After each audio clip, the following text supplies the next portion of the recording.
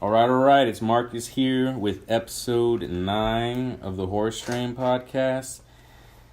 And today we have a returning guest member in C. Hi. As well as her better half, or her, how's it work? What's the expression for the married? Oh, shit, I'm already fucking it up. But her husband's here. Beau. What's up? Beau is someone I've known a long time and whose opinion on films I do respect. So I'm actually really happy that he is on the podcast because my favorite people to talk movies with are the ones I usually disagree with. And Beau and me always have differing views, except for mainly comic movies we generally agree on. But you never know. With Beau, he always has a unique perspective on films, which I appreciate. And today we are talking about the new Neil Jordan film, Greta, starring Isabelle Huppert, right, is her name? And then Chloe Grace Moretz. Yep. Micah Monroe and Neil Jordan regular Stephen Rea. Also, Combe Fiore's in it, who we all saw as the psychologist in the Prodigy. He played the one that the kid fucks with. Right. Yeah. So for some reason, he's thrown himself as a side character into horror films this year. But before we get into that, we're going to ask Beau the question we ask every new person that comes on the show. And Beau, just in general, before we even ask a question, you kind of hesitant with horror movies. Yeah, pretty much. Not my number one genre. Not the number one genre. So this will be an interesting one because if we'll make it a little bit easier, just so we won't, because you've probably seen more horror films than your husband, yes? Yeah. I think I probably 99% of the horror movies I've seen are because of her. Because of her. Okay. I made him watch a lot of horror movies. As you should. Yeah. As you should. So if you were to have a favorite horror movie, what's the best one that you've seen collect in your mind where it's like, okay, you watched it and you're like, okay, I could dig this. This was a cool movie. It Follows. Easily. Okay. Because I know that because it was the very first horror movie that ever ended up on one of top 10 movies of the year. And it was top 5 for me that year. Oh, okay. Damn, shit, I didn't even think about that. Have you had a horror film in your top since then? Now I'm curious. I never thought about Crimson that. Peak, maybe? Okay. Crimson Peak, Guillermo del Toro's. Yeah. Go Tomo movie. Other than that, I'd have to look back, but yeah, probably not. What a great film to have, because you have Micah Monroe in there, and she's in Greta. Okay. Well, good answer then. All right. Yeah. We're talking about Neil Jordan's Greta. Now, for the cinephiles, you guys know Neil Jordan has been in the game a long time because of his, no pun intended, The Crying Game. But he's done 4 other horror films that I think go very justly. They're very underrated. One being the one that he's known for a lot too, as well as The Interview with the Vampire, which, let's take a look at all his horror films. I'm not sure if you've seen all of his horror films, but we'll start with that one. You've seen The Interview with the Vampire. I own it, yeah. Okay. You like it? I love that movie. It's a great fucking movie. I've loved that movie since I was like 12. Okay. You seen The Interview with the Vampire? I made him watch that. Yeah. I remember watching it as a kid, but I was too young to really pay attention to it. Yeah. But in general, it's okay. Yeah. That's a strong piece of film. I think it's considered a cinematic classic. Mm-hmm. As well as that, his first horror film, if I'm remembering correctly, should be The Company of Wolves. I'm looking at IMDb on Beau's computer here. It was 1984. Are you guys familiar with this one at all? I have not seen that one, no. All right, so Company of Wolves, this is the angle I always use on it for people because you know this other film I'm going to compare it to, Legend. Oh, so Legend is really Scott's take on the fantasy genre. Yeah.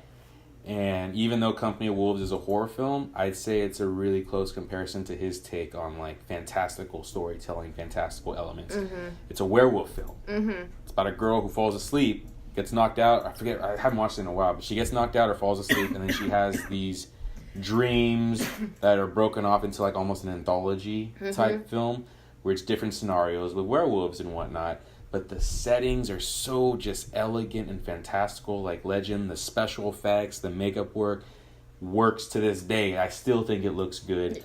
You got a lot of cool casting. If I say their names, you probably won't know them, but like if you see them in the film, you'll recognize them. Right, yeah. They got Angela Lansbury, Murder, She Wrote. Yeah. So it's a great, phenomenal film that unfortunately is not even available on Blu-ray in America. And if there's any DVD copies out there, they're very hard to find. I had to get an import Blu-ray of it to revisit it. But he did The Company of Wolves, which I think is a really great film. I think after that, go back there. 84. And then his next one, it was Interview with the Vampire in 1994, which I think is a great adaptation of Anne Rice's novel. Where you're a fan of the novels too, right? Yeah. You read the books, yeah. Yeah. I read the series too, and I'm very happy with that adaptation. I think if they ever tried to do a Lestat franchise again, which they're always talking about Well, they did try, and it... Well, Queen of the Damned. It was, that was... We're not even going to go down that road right now. But, I think if you were, you'd have to take it from another angle, because Interview with the Vampire, I think, were good. Yeah. Like, that movie is... you got Brad Pitt and Tom Cruise... And Kirsten Dunst killing it with her role. Antonio Banderas. Like it's just too good. It's just too good. And then after that, this is one I'm always curious if people have seen. In Dreams with Annette Bening, Robert Downey Jr. I don't think I have. That's one where I don't want to go too much into the synopsis of it because it's a movie. When it first came out, it didn't connect with critics at all. Like it got bad reviews. But you got Annette Bening, you got Robert Downey Jr., Aidan Quinn from Legends of the Fall. I don't know if you're familiar with him. And then the regular Stephen Rea. He's in all his movies, like even before The Crying Game, I believe.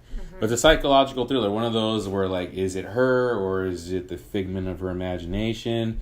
But the way the movie plays out, the visualness of it is very just fucking out there. There's a lot of crazy shit to see in the film, as well as the story very being complex and cerebral. It's a very like heady film.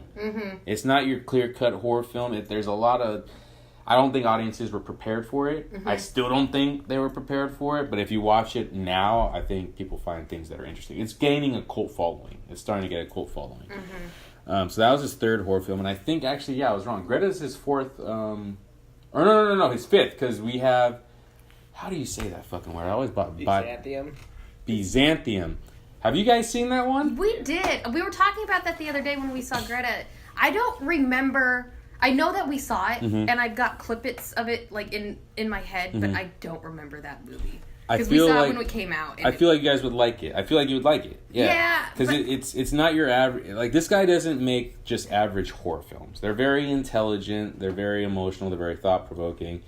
Yeah. And with that one, Byzantium, it was a different take on the vampire lore. Because it's about this girl, these two girls. One who's like the mother figure, one's the daughter figure, hiding from the rest of their coven of vampires, the politics of it. Right. And she creates her own whorehouse. And the themes in it are kind of all over the fucking place. Yeah. But like I like that movie because the acting was strong and the visual take on it was really interesting. Even the birth of the vampires. I don't know if you guys remember, but like it's not like you're getting bit by a vampire. Like when you first become your original vampire, like they're in this cave near the ocean. There's sprays of blood. It's a very, like, the visual does most of the talking in the film. Right. It's very visceral, very visceral. Yeah. Do you remember that film, though? Briefly. Like, I remember watching it. What were the actresses' names? Gemma Arterton. Gemma Arterton and Saoirse Ronan. Yes. Lady Bird. Yeah. Is it Saoirse? I thought it was like... It's Saoirse. Okay, it's Saoirse. But I'm curious, you don't remember outright, like, fucking hating it. No. You know? Yeah, it was an interesting take. Yeah, it's one of those things like, it's fine. Yeah. But then also obviously not memorable. Yeah. Because even now, I remember more visuals than I do the storytelling. Yeah, exactly. But that's definitely one I want to revisit. But yeah, that was his fourth horror film. And as you can see, like, his movies are very sensitive and very visually out there. They're different. They're not your classic, like, his movies aren't scary. I'll put it that way. His movies aren't scary. And so now we have his fifth film in the horror thriller genre with Greta. And I have no idea right now how C and Beau felt about this film. it's a small movie with a small cast and very isolated, taking place in the same sets. You have Isabel Huppert, I don't know if I'm saying her name right. You have Chloe Grace Moretz, you have Micah Monroe, you have Stephen Rea, and you have the father, Confior. How did you guys feel about the movie? Let's start with you, C. What were your... Are we starting with me? Well, you know what? You know what? I think we should start with Beau. You want to start? Okay. Let's just go with... what were your thoughts before going into this film, and then how? Just your brief. Like, did you like it? Did you not like it? I didn't like it. Didn't like it. Okay. And I wanted to. Like, I went in, like, I didn't hear nothing about it until I saw the trailer. Like, one night on YouTube, we just watched trailers. And you like Chloe, right? Yeah, She's a I good really actress. like her. I like her as an actress. Not a great actress. No. Yeah, I got what I expected, and maybe that was the problem. There was nothing, like, special about it. Mm-hmm. And right away, the dialogue took me out of it. Mm-hmm. Like, it's very... I don't want to say the word basic, but it was very simple. Not any, like, overly complicated or, like... something specific in dialogue, but I don't know. I agree. It felt forced and fake. It might have been mostly the acting by Chloe, but also Isabel and Micah. But I don't know. Right away that took me out. And I progressed and thought I'd go keep watching. Hopefully it gets better. And Yeah. I just didn't. It just rubbed me the wrong way. Yeah. I just don't like it. Okay. And your initial? I didn't. Well, prior to it, how did you feel? Did you know about Greta before seeing it, or just kind of saw it on a whim? Like, oh, this is out. Well, we saw the preview for it. Okay. Yeah. And I was like, I want to see that. That looks cool. It looks like a new take on, like, the kind of that kind of thriller, that genre of thriller. Yeah. Do you like Chloe? Because she's the lead. She's the lead actress. She's all right. Okay. Like. So okay. You weren't, like, pumped or hyped or anything. Yeah. I wasn't pumped or hyped. I was like, I want to see this because it's a cool horror suspense.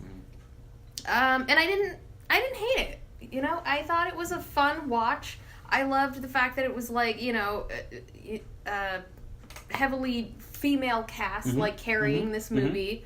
I like that it was a new take on, like, you know, the stalker, you know, kind of that cat and mouse kind of game, Locked but it in was the like box type situation. Exactly, but it was like it was an old woman, you know, like that was terrorizing a young girl instead of, you know, we always see either it's a fatal attraction type of thing or it's a dude intimidate a guy who's just got the bulk or right, exactly, presence. Exactly, right. And I love that the least unassuming person is the biggest threat in the room. Exactly, I liked that. I think that my biggest complaints were, like, that I saw everything in the preview, pretty much. Like, they didn't do anything new. In fact, I feel like I saw more in the preview. I'm pretty sure there were scenes in the preview that weren't in the movie. And I feel like it didn't go... They could have gone further. I don't know. Was this a PG-13 rated movie? Or was it R? I think it was R. It was R. See, there was, like, no reason for them not to go, like, a little bit further with shit. I mean, I know it is really, like, fucked up. Like, being locked up in a box, that's totally, like, psychologically fucked up. And, like, my worst fear ever. You know, but I still feel like there was a scene in the preview. I might be totally making this up, but I think there was a scene in the preview where, like, Chloe Moretz was, like, on the floor, like, tied up, and, like, Greta was about to, like, there was, like, tools around that she was, like, about to, like, really fuck her up, and that wasn't in the movie at all. So it's, like, I feel like I saw even more in the preview than I got out of the movie. Would you say the trailer was more interesting than the film? Yeah. Or it kind of, the expectations weren't met because the trailer was maybe a little good? Yes, that's what it was. My expectations were not met. Okay. But... Other than that, it was a fun movie, though. I enjoyed it. I enjoyed myself while I was watching it. I was scared. We saw it in, like, this really small theater, the California on in Berkeley. Yeah. And, you know, the seats are, like, really close together and everything. And it wasn't, like, a full theater. That's an awkward theater sometimes. I know, it can be awkward, but it was kind of cool because, like, in the real suspenseful parts where we were, like, you know, we could hear, like, everybody, like, I'd be, like, just, you know... completely involuntary. I'd be like, just fucking do it! Just fucking kill her! And then, like, so there'd be, like, people that turn around and be like, yeah, that's what I'm talking about, you know? Like, and, like, everybody would, like, applaud during, like, you know, a victorious moment and stuff like that. And it was fun. So it was, like, fun to watch. in that kind of atmosphere. I'm glad you brought that up. Because we had that in our theater. Yeah? We were all into it. Yeah, exactly. Everybody was into it. Almost, and not to say like, okay, because again, people who are listening to this, I don't give a fuck if you've seen this movie or not. I'm talking spoilers. It's my podcast. Like when she first is put in that box, mm-hmm. and Greta's right there. Right.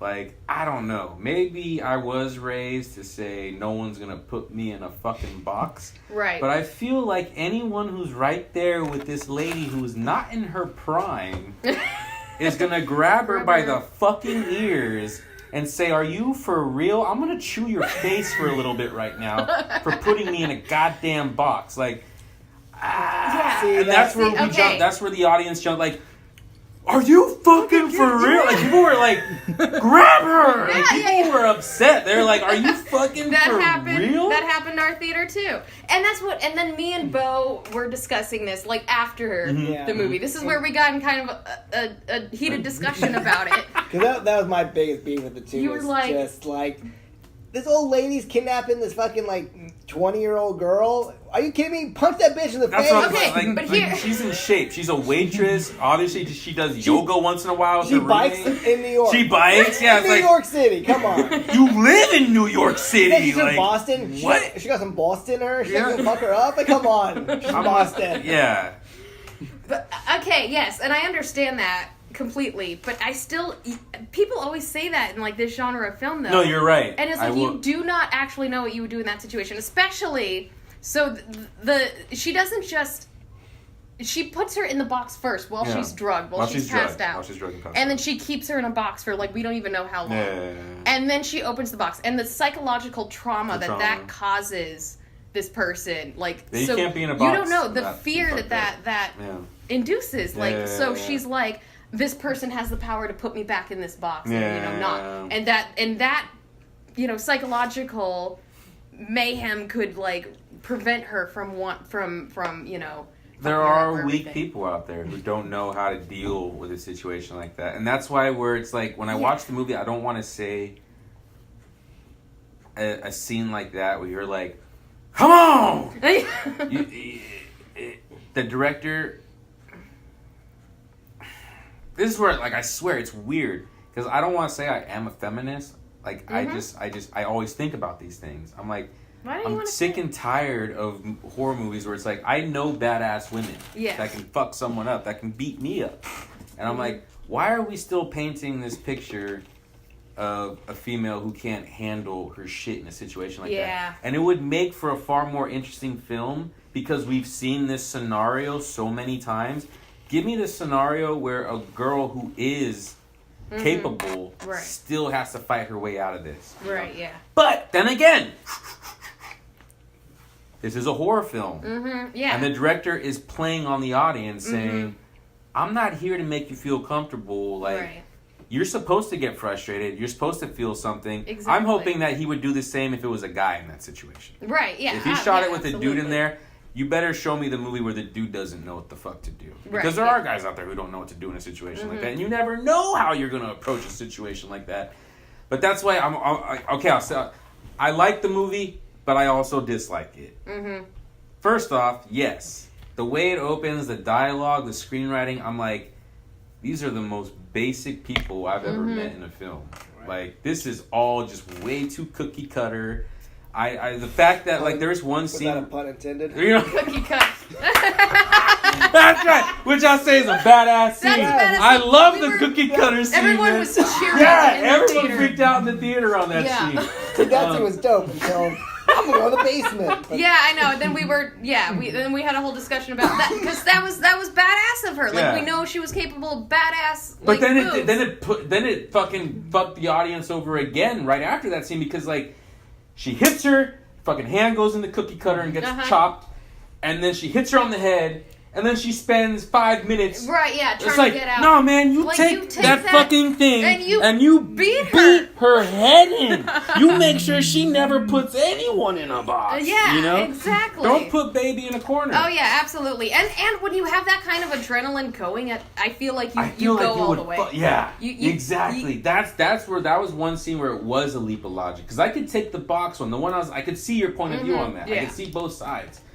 But on that scene, I was like, wow, you pumped me up on that scene. Great, knock her the fuck out. But then you right again. You go right to her resorting into a weak person, freaking out. Yeah. You fuck that person up. I think anyone who's been put in a box and you already hit them. You already hit her. This isn't you thinking about it. Yeah. You did it. Not even that, like enough force to take her pinky off. Once you see that bloodshed, you don't stop. Yeah. You're hungry. Grab the refrigerator and just drop it on top of it. Yeah, no, you know what I'm saying? You flip out. Like, I feel like anyone would lose their shit and absolutely. just they'd probably put her in the box with fucking acid. I don't know. You know, the writing of it just, and I don't even want to put it on poor acting, because I think everyone in this movie are solid actors. I don't think there was a weak note. I will say Isabelle Huppert, I hope I'm saying her name right. Is it Isabelle Huppert? That's how it's spelled? I think she's great as Greta. Oh, yeah. Like, I love her performance as Greta. Everyone else is kind of just like, not bad. It's just like, whew. Yeah. You were reading some rough fucking lines. Yeah. Like, 'cause the delivery is just not good. And then it's also, and this is where I also kind of, I'm like, this whole movie, I'm kind of like, is this what the director meant to do? Or is he doing it a certain way and it's just like, really, bro? Like, I don't know, because the characters themselves are kind of despicable. Like, I didn't like the female characters because, like, it's not my reality. They're living in a beautiful penthouse in New York that her dad paid for. Yeah. Girls doing yoga with probably high-end fashion sports bra and pants and all that. I'm like, there's one scene in the film where you know, when the Greta situation's already established, she's like, this chick is following me and terrorizing me, and her friend says, this bothered me, and where it took me out of the movie, where she's just like, well, why don't you just go to the Bahamas and get over it for a little bit? I'm like, you know what? Put that fucking bitch in a box now. You know, because that kind of fucking response, are you for real? That's not my reality. How am I supposed to sympathize and care? But then maybe that's the point of the director. And then you know? she ended up being like the most badass bitch. And that's that shit like that, exactly, where I'm like, so her character was the character for the first, until she comes out in that ending, which I think is a cool little a little twist, because I'm like, they're not showing this girl's face for a reason. We called that, like, I called that, like, the minute she picked up the purse, I was like, it's gonna be... It's her homie. Yeah. But everything from her character is just, like, just not good prior to that. Right. You know, there's no, like, successful build-up, because I feel like that scene you're supposed to be like, ooh, oh, but her character was annoying the fuck out of me leading up to that. I was like, bro, I don't like these people. So if I don't like the main character, how am I supposed to sympathize with her? How am I supposed to cheer for her? Yeah. Because not only is she being just weak in general handling this stalker situation, because, see, if someone was following me and they were out across the street from Half Price Books for, like, fucking doing that a few days in a row, I would have went out there. I would have smacked them. I would have hit them, and then I would have sat them down and been like, what are you trying to accomplish? Because the next thing is I'm going to grab a rock. And I don't know if you're going to get back up. You know? Like, I just don't know how people, like, but then again, the psychology of it. Yeah. But then that's where it goes to my head, where I'm like, I've seen too many movies where girls do the not the right thing, you know? Like, and that's also, but like a male kind of response too. True. Like women, like, because you even see it, like the restaurant treats her like, you know, like you just have to deal with this like crazy lady. And I thought that was a nice touch because that's the reality. Yeah, that's the reality. Say shit like that. Yeah, like women have to like keep their cool, otherwise they're hysterical. You know. Yeah. You know, and so, and she is smart. She does do some smart moves where, like, when she's just standing out there, she's like, call the fucking cops. Right? And she tries to get the moment. Yeah, she doesn't waste a minute there, you know, and she doesn't try to be like, well, I don't. But no, and then she tries to get the restraining order, and it is a pain in the ass to get a restraining order like that. I know that because I have, friends who are women, and, most women that, have had to have look into getting a restraining order once in their life. And, so it's like, I don't know. This is why I need the female perspective on this situation, because I had questions. I don't know. I mean, yes, we can sit here and we can say, like, if I was in that situation, but it's easy to say that. Which is always the case, It's easy to say that, but you don't actually know what you would do in that situation. And that's why, I think that's, like, my whole issue with the movie is that, like, I see all these touches where, like the cinematography of the movie is beautiful. I love the way the movie looks, just visual. Mm-hmm. Great. Mm-hmm. Nothing's wasted. I'm like, okay, there's a lot of money went into the look of this film. And I saw a lot of great stuff in the film. Mm-hmm. But also a lot of just stuff that's why I don't know if the director purposely made these choices or I don't know, but the dialogue, just the dialogue did not sell it on me. I was just like, this feels like this feels like it's everyone's first film, but they have the best of Hollywood shooting it. Yeah, that was weird. And the whole like asparagus enemas and all that they were like talking about. That was like it was too basic. It was too generic. Why was that even there? Yeah, it's like you're not making. That's the thing. You saying a line like that, I don't like you. I don't. So, this is one of those movies where I definitely is going to take me a few revisits because there's a lot I appreciate in it. Like, I love, like, the movie definitely takes a turn once she's a captive. Mm-hmm. From there, it's just, like, kind of like nonstop, kind of a thrill ride when the private inspector gets involved. Mm-hmm. And the fucking awful PI. Yeah, dude. And again, that was just like that was reminded me of him. I brought it up and I forgot. His moves were kind of just like this dude's the fucking ultimate egghead. Are you for real, dude? And that was just thrown in there just to fuck with your emotions. Yeah. Like just to get your is the director purposefully just stressing us out? Like just saying, she's smarter than everyone. Yeah. Like, that's how it felt. I'm like, damn, everyone in New York's fucking stupid. Yeah, like why else was his character even in there? Yeah, she went up to another person, She went. But it was like a PI, really? You got the drop on a PI? It's just. PIs are stupid. Have you ever met a PI? They're all dumb. Have you met one? I've never met a PI. I've never met a PI. Yeah, I've got a story later. They're cops that didn't make it as cops. That's true. I mean, I guess we should be more pissed. It was actually a fully fledged detective. Yeah. It's just like, you got the jump on me. But either way, the second half does pick up. I really like. When we were coming home, I was talking to my brother, and I was like, you know what? You know what would have been cool and interesting for this film is that, what if the movie started out with just a quick intro of Chloe and she gets abducted right away? And the whole film plays out where it's two sides. You see Chloe abducted, dealing with this shit situation, and then you see her homegirl, who might be, she's a wild party girl, right? But then she turns into this badass, trying to fuck, because that's how that movie transitions. Yes. She becomes a fucking badass. Her friend saying like, you don't know. When she takes her wig off and she straight up says, you don't know how long I've been fucking walking around these streets trying to find. I was like. Yes. That's where were you the whole movie? She was walking down, like, Greta! You know what I mean? Greta! The movie really shifts weirdly where, like, at that, when she said that line, I was like, I'm on board. I want to marry you, have my baby. I will watch you in every movie from this time on. Like, you killed it. Before that, though, it's like... But everything prior to that's what I'm saying. The movie feels like two weird dynamics. Because once it picks up where she gets abducted, I am totally on board with the film. Mm-hmm. I actually like everything about it. I like, even though there's frustrating scenes, like, get her. Yeah. It's like, you can always think, what if you were in that situation? But I think it really picks up. I even love the fucking thing Greta does. Because she didn't do it all throughout the movie, but when she's walking around her house, fucking dancing around. Yeah. I thought that was so, it reminded me of like Audition or something. I was like, this is fucking creepy, bro. Oh my god, dude, there were so many references to Audition. There was the body bag. Just playing with the gloves and all that. Yeah. Dude, I saw the body bag that just like moves like suddenly. That was gonna be my next thing. I was like, if anyone, I was gonna say like, this has such an Audition touch on it at the last. That's why I love the last half because it finally it becomes a horror film in the last half, man. Like in a box in a room behind a fucking piano. Mm-hmm.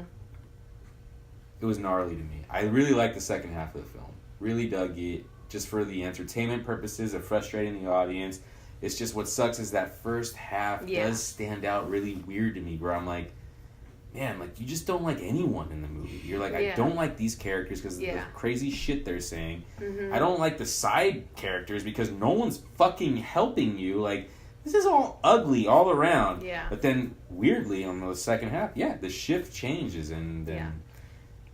But again, I feel like I would have liked the first half more if if the preview hadn't given so much away. It did give stuff away.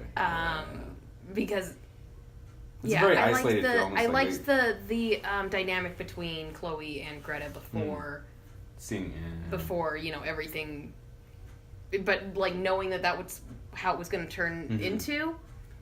So would you say kind of ruined it a little bit? There were no surprises. Yeah, exactly.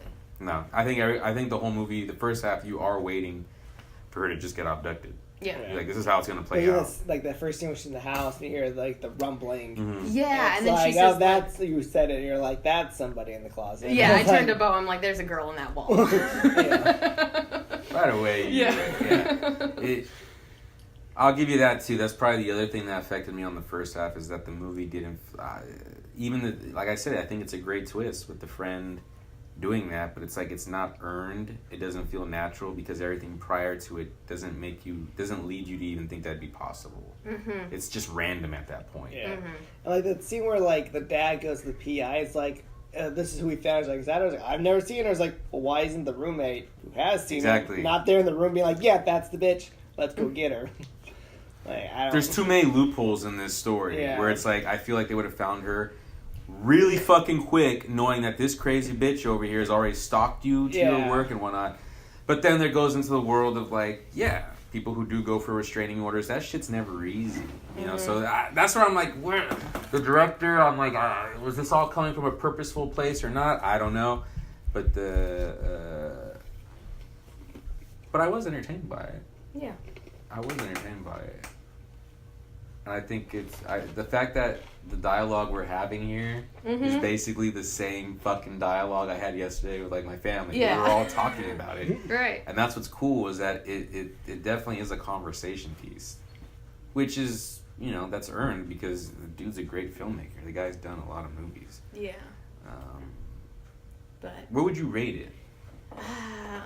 Let's say, because we're still trying to figure out a rating system on how to do this. I keep thinking something corny like 5 Bones is a perfect film or some shit. You know what I'm saying? It doesn't sound right? And then we've talked about just 1 out of 10. Give it a rating. 5 skulls.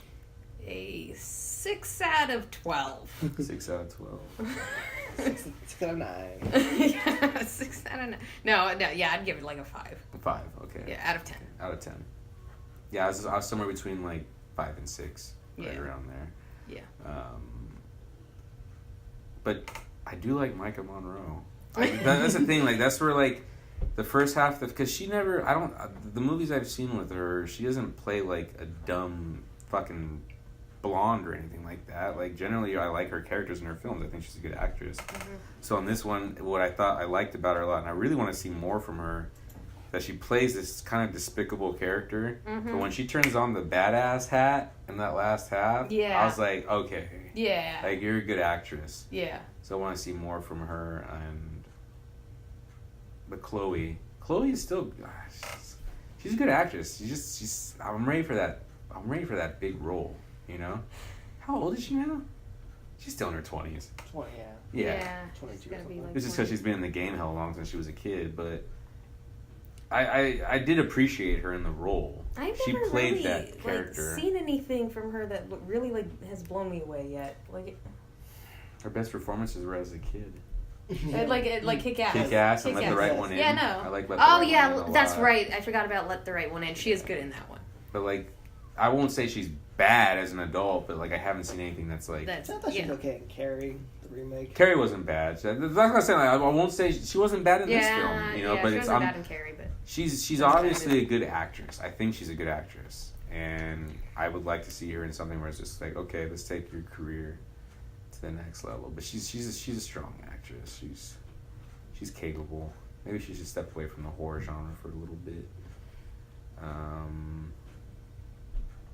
And yeah, I guess that's Greta. Yeah. I like aspects of it. I do, and I actually would watch it again. Yeah, I might give it another go. Yeah, I definitely want to revisit it. I like Neil Jordan. I'm always gonna want to see whatever he puts out. Let's see, what are we at right now? Maybe I have a. Oh shit, we're at a half hour, that's pretty good. But is there any for you, Beau? Is there any horror movies that are coming out the rest of the year that look interesting to you?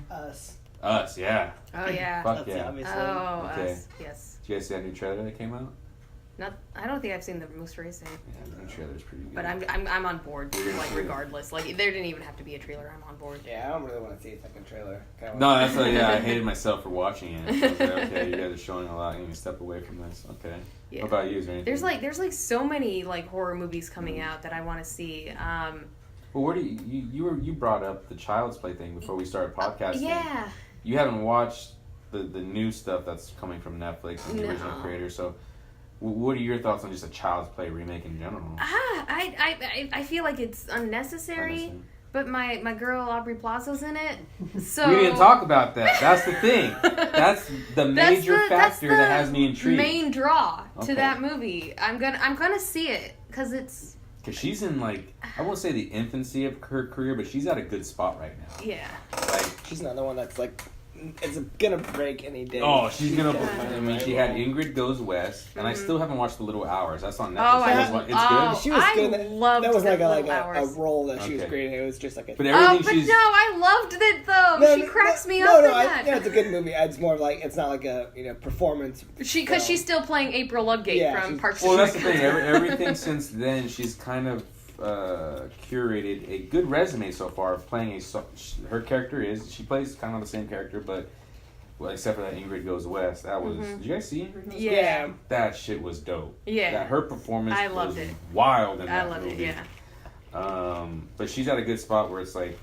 okay, like you don't wanna take a step backwards. So I feel like half of the draw of that movie, that's why everything I explained to you about the Child's Play franchise and what's going on with it, I can take a step aside from that just based on the fact that she's in the movie. Because I think Aubrey Plaza is an interesting actress. Yeah. And I definitely want to. I like when an actor chooses something that it's kind of left field from her. Like Aubrey Plaza, the Child's Play remake. Yeah. I could see if she's coming out another comedy, or maybe she's headlining a Judd Apatow comedy or something like that. But like Child's Play. Something must have drawn you to this, because I don't think Aubrey Plaza would just pick a generic horror remake film to be in. So Maybe she's a fan of the. Maybe it could be that, which is also interesting as well. That's cool. Yeah. It's like, okay, Aubrey, I knew I liked you for a reason. But yeah, she's a big draw on just that film alone. I think that might be the case for a lot of people, because she's coming into her own right now. She could be the next. I'm telling you, I'm always looking for the next Meryl Streep. That actress that just fucking dominates consistently. You know, right now there's a lot of great actresses, but who's the one that's gonna dominate for the next fucking 3 decades? Maybe Cate Blanchett. Yeah. She fucking kills it in everything she does. Tilda Swinton. She. Fuck. Yeah. That's a shame she wasn't nominated for Suspiria. I think that's complete utter bullshit. Yeah. You can't just do fucking 3 roles. I don't care how much makeup is involved. Yeah. That's a job and a half. She's in most of that movie. I know, she is. She's the star of that movie. Fucking hell. Like, fuck Dakota Johnson. Dakota Johnson. So you didn't like Bad Times at El Royale, huh? No, I wasn't a fan. I like that movie. I mean, it lot. was a fine movie, but I don't know. I was expecting a little bit more from it, and she kind of was just once again just a dead fish. Like, through the whole thing. Dead fish. Coworker or co-star would probably say the same. Shades. They didn't get along, I don't think. The dude from 50 Shades and her. Yeah, no, because she's a dead fucking fish. She's a dead fucking fish. Well, but that was a good one. Yeah. We were just talking about Greta, and I think in the future here, C brought it up again tonight, but at some point for you Twin Peaks fans, maybe we'll ooh, yes. Maybe C will just be my co-host on that. We'll moderate with different people who've seen it. Their thoughts and have a lot to say about Twin Peaks, man. Huge fan. I'm trying to think. The next horror film that comes out, I think, is Pet Sematary. Ooh, yeah, that one. I'm excited for that one. I'm excited for that one. I got just the nostalgia of it. I was telling my brother, I was like, come on, man. Thinking about, like, I don't know if it was the same for you, but, like, when we were kids, Pet Sematary was definitely in that list of, like, horror movies that will scare the shit out of you that you haven't seen. Like, my family would tell me, like, Pet Sematary is scary. Yeah. Just like Exorcist or Shining and all that. So, like, Pet Sematary holds that nostalgia and that it was considered a classic amongst my peers. You know? And I like Pet Sematary. I like the book. I like the old film. Yeah. I even have... did you ever see the sequel with Edward Furlong? No, I did not see that. Yeah. It's not great. It's not great. But it's interesting to watch. It's still a twisted horror film. Female director. And for Pet Sematary too. Oh, really? Interesting. All right. Or am I wrong? Was that the first film? Fuck. I think the first film was a female director. Oh, okay. I didn't know that. I'm so fucking sorry. Yeah, you know what? Let's double check that. Let's give her a shout out. God damn. Who directed the first Pet Sematary? But there is a horror. There's a lot of good indie horror films that have been coming out that are to rent on demand. And apparently the best one right now that is certified on Rotten Tomatoes is called A Hole in the Ground. I don't know if I think it's a Canadian film or American. I can't remember, but it's supposed to be a fucking twisted horror flick. Hole in the Ground. Really? And if you look at the poster, it looks fucking creepy. Yeah. But there's a lot of great horror films that are being released on demand. I wish I had the list, but I'm high, so I forget things. Yes, Mary Lambert. She directed the first Pet Sematary, so it was probably a dude who did part 2. Yeah. She also did The In Crowd. That's right. Did you remember The In Crowd when that came out? That was a total... What year did The In Crowd? It was like they got all the hottest of the young things in this movie, and they're all rich kids killing each other. Fuck, piece of shit. So yeah, a lot of great indie horror films out, but the next major release I'd want to say is Pet Sematary. Yeah. So, well, hopefully we'll have you guys back on there, but yeah, I do want to do... Curse of My Sharona. No. Oh, is that this month? That's in April. April. That one I'm excited for. Is it La? He keeps saying My Sharona. My Sharona. No, but it's... Curse of La Llorona. La Llorona. Curse of La Llorona. Not... Curse of My Sharona. That one's going to be... I hope it's good. Did you guys see Lights Out? Yeah. The same director. It was alright, yeah. I dug that. It was, I mean, yeah. That's in April. Okay, so yeah. Yeah, Oh, wait. there's Pet Sematary's in April, too, isn't it? Yeah. What's in March? Us, and there has to be other horror movies coming out. I'm trying to think what the next one I'm going to do a podcast on.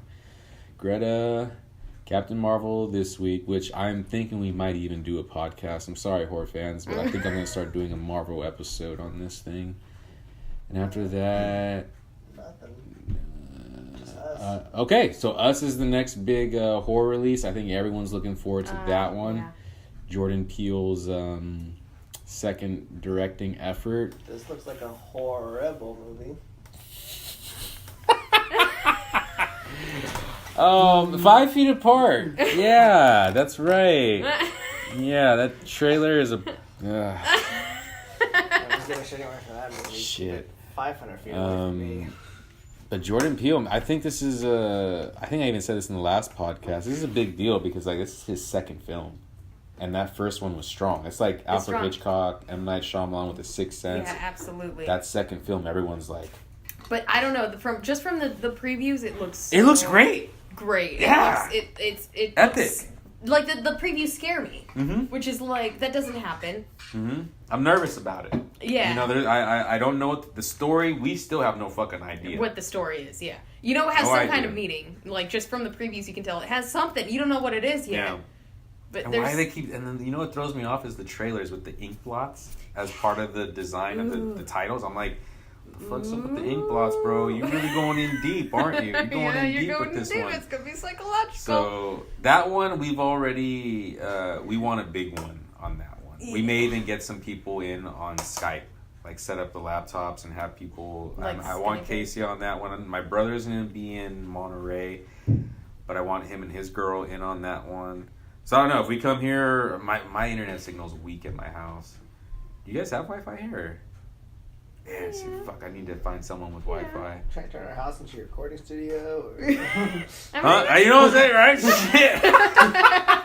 One day I'm just gonna come home from work and you're just like Just all fucking central hub and shit.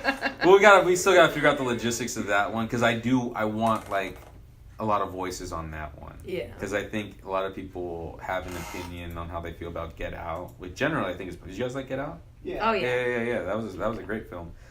I think a lot of people like Get Out, and I think the anticipation is high to see that this isn't just your average filmmaker. It's like it's a big deal. It's his second film. It's another horror film. Let's see what he does. And he's also producing the Candyman remake.